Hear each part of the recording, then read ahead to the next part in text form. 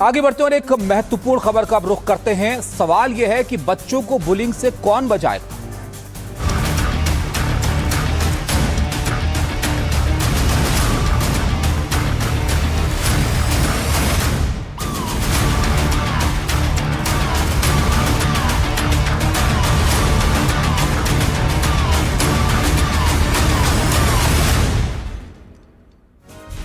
जयपुर अमायरा खुदकुशी केस में खुलासा हुआ है। अमायरा की मौत से पहले का सीसीटीवी सामने आया है। सीसीटीवी को जरा आप ध्यान से देखिए, जिसमें यहां पर क्लासरूम नजर आ रहा है। अमायरा के माता पिता ने यह वीडियो जारी किया है। अमायरा की मौत से पहले क्लासरूम का सीसीटीवी है।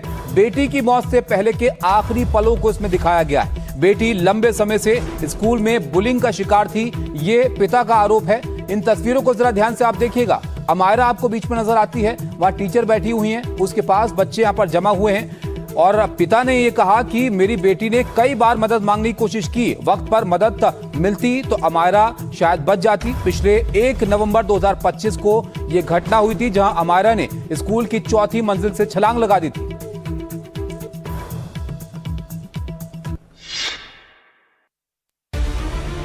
सीसीटीवी में वो खुश दिख रही है, डांस क्लास में भी शामिल हुई, लेकिन सुबह 11 बजे के बाद सब कुछ बदल गया। फुटेज में दिख रहा है कि कई छात्र उसे एक डिजिटल स्लेट पर कुछ लिखकर परेशान कर रहे हैं। जब उससे रहा नहीं गया तो वो अपने क्लास टीचर के पास गई, मदद की गुहार लगाई, लेकिन पेरेंट्स का आरोप है कि उसकी एक न सुनी गई। लेकिन टीचर का रवैया और उसके बाद अमायरा का बेबस चेहरा, सब कुछ फुटेज में दर्ज हो चुका था। अपनी व्यथा सुनाने की आखिरी कोशिश भी नाकाम रही। टीचर के डांटने के बाद 12:27 पर अमायरा क्लास से निकली और यहीं से शुरू होता है अमायरा का आखिरी सफर। सीसीटीवी में दिख रहा है कि अमायरा अकेले सीढ़ियां चढ़ रही है। वो 4थी मंजिल तक पहुंच गई और किसी ने देखा तक नहीं, रोका भी नहीं।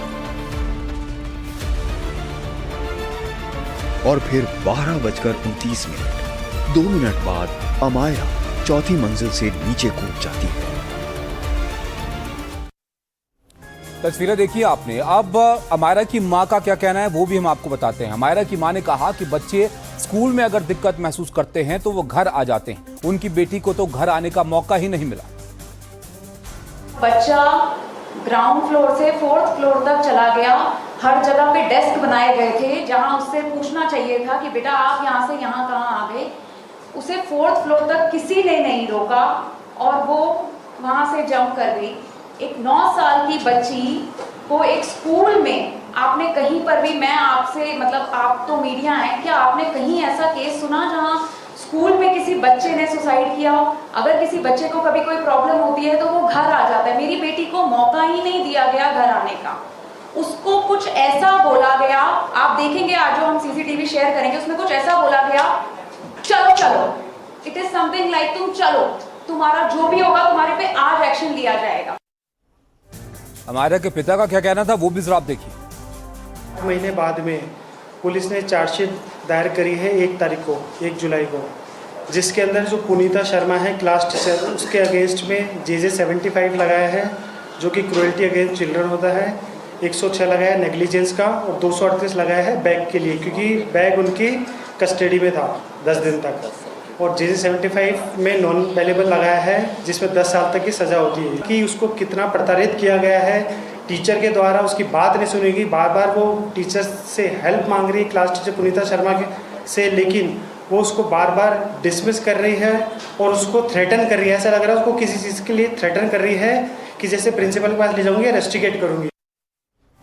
सीसीटीवी आपने देखा क्लासरूम का, जो परिवार ने यहाँ पर जारी किया है। अमायरा इस मामले के बाद बाहर यहाँ से निकलती हुई आपको दिख रही है, लेकिन उसके बाद की तस्वीर हम जानबूझकर आपको नहीं दिखा रहे हैं, जहाँ पर बैल्कनी से 4थी मंजिल से उसने छलांग लगा दी थी। बहरहाल आगे बढ़ते हुए एक और बड़ा मामला आपको बताते हैं। दूसरी खबर बेंगलुरु से है, जहां पर मधुश्री नाम की बच्ची ने आत्महत्या कर ली है। बच्ची 8वीं क्लास में पढ़ती थी और आरोप के मुताबिक स्कूल के टीचरों ने उसे इतना परेशान किया, मानसिक रूप से प्रताड़ित किया कि उसने अपनी जान दे दी। बच्ची ने एक सुसाइड नोट भी छोड़ा जिसमें शिक्षक पर कई आरोप लगे हैं। उसे होमवर्क ना करने को लेकर सजा दी गई, 20 रुपए का जुर्माना लगाया गया। बच्ची को टीसी देकर स्कूल से निकालने की धमकी दी गई। जिस वक्त ये सब हुआ, बच्ची की मां अस्पताल में भर्ती थी और बच्ची की मां ने भी स्कूल पर कई आरोप लगाए।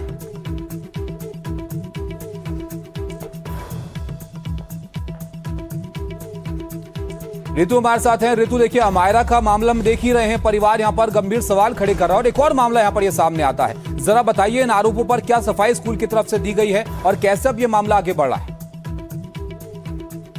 देखिए, इस पूरे मामले में जो है अभी तक स्कूल अथॉरिटीज की तरफ से कोई भी बयान जो है अभी तक आया नहीं है। बट वही आप देखिए कि इस छात्रा के जो पेरेंट्स है, दरअसल उनके माँ बाप का कहना यह है कि घर पर जो है उसका एकदम बहुत ठीक तरीके से चल रहा था। कोई भी तरीके का, किसी भी तरीके का हरासमेंट हो या असॉल्ट हो, किसी भी चीज को लेकर वो परेशान दरअसल घर में नहीं दिखाई दे रही थी।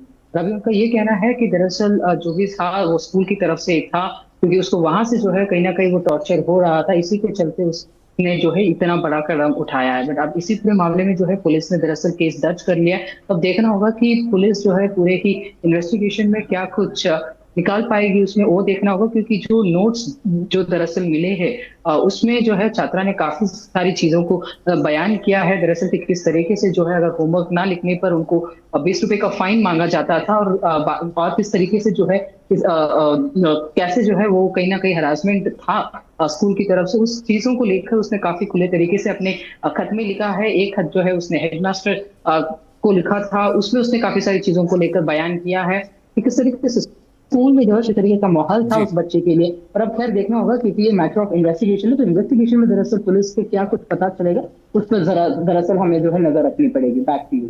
बहुत शुक्रिया ऋतु आपका सब जानकारी के लिए।